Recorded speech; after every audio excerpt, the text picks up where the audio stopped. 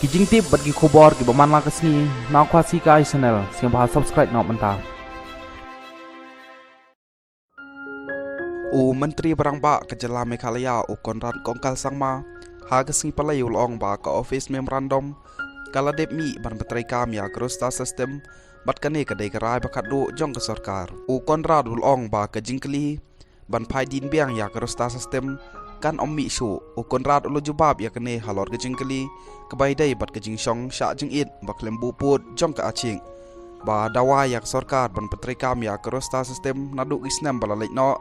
bat banwan ra ro ya ke wintar capital Hatura West Karo Hill District ka office memorandum kadai ke balarai khadu bat ke jingkli ban phai din biang ka kan ommi shu ong Konrad habapen kan mau ba ke sarkar jela kala de ban salok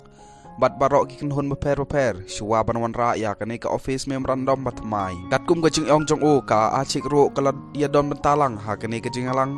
hanrei ka e ke bakong san kalong pan pentikna ba krosta system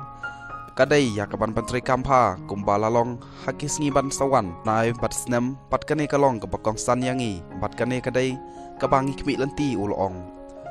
menteri rangba ulong ba ke sarkar kamla setia ban wiang no e gibriu ki badai na ki wei pat ki jimriu hadin baladep thungkam ya ki namar kane kam ya ha pat kamlong hero halor ke jing dawa ya ka wintar capital Konrad ulong ba kane kadai ke jing dawa ka bala slem ba bat kini baro kidai ki badon jing dai pat ka yok ka kon